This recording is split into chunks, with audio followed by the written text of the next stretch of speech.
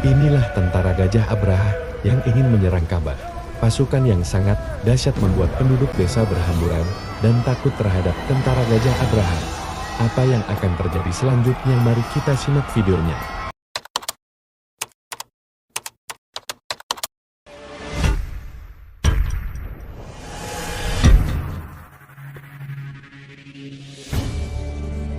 Assalamualaikum warahmatullahi wabarakatuh. Pembahasan kali ini tentang Abraha, yaitu tentara Gajah Abraha yang ingin menghancurkan Ka'bah. Terdapat peristiwa besar sewaktu kelahiran Nabi Muhammad SAW, yaitu penyerangan Ka'bah yang dilakukan oleh seorang Raja Yaman. Raja Yaman yang menyerang Ka'bah adalah Raja Abraha. Kisah Raja Abraha ini pun secara ringkas dan padat dijelaskan dalam Al-Quran Surat Al-Fil. Sebelum kita lanjut ke pembahasan, alangkah baiknya support channel Cahaya Islam. Semoga kebaikan kalian dibalas oleh Allah Subhanahu wa Ta'ala. Dan marilah kita bersholawat kepada Nabi besar Nabi Muhammad SAW, tanda penghormatan kita terhadap beliau. Allah Subhanahu wa Ta'ala berfirman dalam surat Al-Ahzab, sesungguhnya Allah dan malaikat-malaikatnya bersholawat untuk Nabi. Hai orang-orang yang beriman, bersolawatlah kamu untuk Nabi dan ucapkanlah salam penghormatan kepadanya. Surat Ahzab ayat 56. Bismillah, mari kita bahas pembahasannya.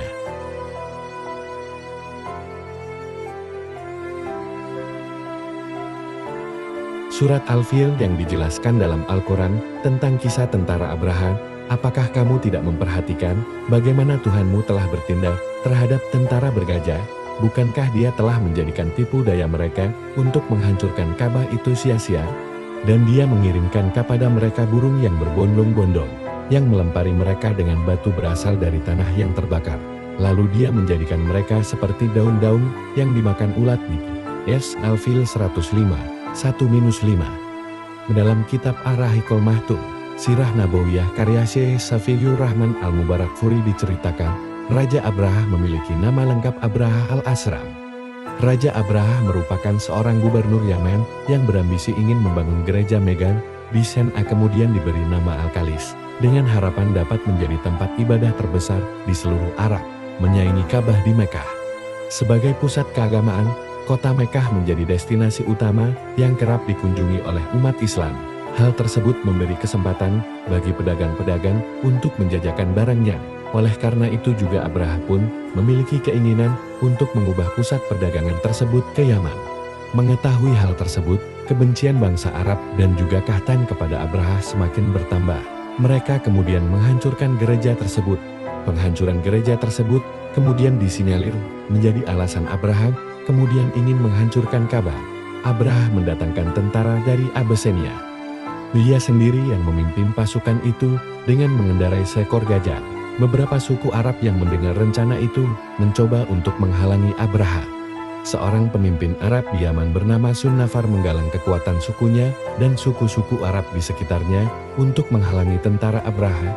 Sunnafar dapat dikalahkan oleh tentara Abraha sehingga ia ditawan dan hampir dihukum mati. Setelah itu, dia kembali meneruskan perjalanannya hingga sampai di Mughamis. Di sini Abraha memobilisasi pasukannya, menyiagakan gajahnya, dan bersiap-siap melakukan invasi ke kota Mekah.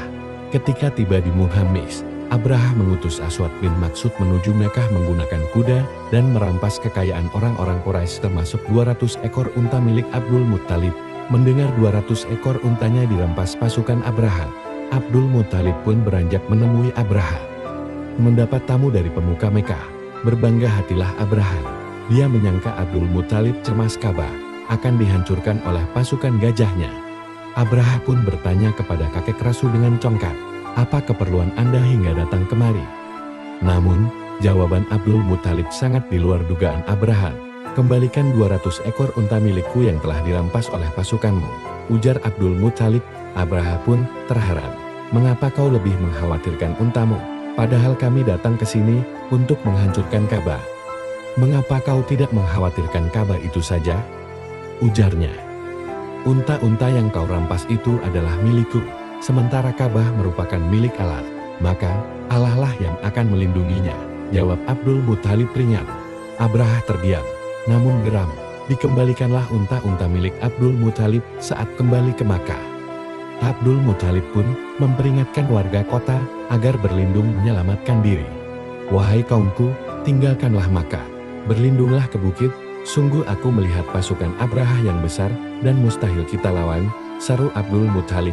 Bergegaslah warga Makkah meninggalkan kota, sementara Ka'bah tetap berdiri, tak satupun warga yang melindungi dia. Allah, kami menyelamatkan diri kami, maka lindungilah rumahmu ini, doa Abdul Muthalib di depan Ka'bah sebelum meninggalkan kota. Sementara itu, pasukan Abrahah pun bergegas menuju Makkah. Hentakan kaki gajah telah membuat bulu kuduk warga Makkah merinding. Mereka berpikir, inilah hari akhir bagi kota Makkah. Abrahah pun memerintahkan untuk menyerang, namun tiba-tiba gajah-gajah enggan melangkahkan kaki. Mereka hanya terdiam dan enggan untuk menyerang, meski telah dicambuk sang majikan. Gajah-gajah itu berbalik arah dan enggan menuju Ka'bah. Gajah-gajah itu justru hanya berputar-putar saja di lembah Muhasir, dekat Ka'bah. Abrahah geram dan terus memerintahkan pasukannya untuk mencambuk gajah-gajah itu agar menurut. Namun, pasukannya kehabisan akan dan kelelahan menangani gajah yang menurut mereka telah terlatih tersebut. Saat kondisi seperti itu, terjadi peristiwa dahsyat yang diabadikan dalam Al-Quran Surat Al-Fil. Yaitu datangnya rombongan burung ababil dari angkasa. Jumlahnya amat banyak dan mengerikan. Setiap ekor burung membawa batu-batu panas. Burung-burung tersebut menargetkan pasukan Abrahah, kemudian melemparkan batu membara tersebut. Setiap yang terkena batu itu langsung binasa. Melihatnya, panik dan bubarlah pasukan. Mereka berlarian mencari tempat berlindung, namun tak ada yang selamat. Mereka binasa. Bahkan sebelum menyentuhkan sedikit pun jemari ke Baitullah, pasukan Abrahah binasa dan selamatlah Ka'bah. Allah selalu melindungi Ka'bah hingga akhir zaman. Burung ababil yang didatangkan oleh Allah memperondakan tentara Abraham seperti ulat yang terbakar.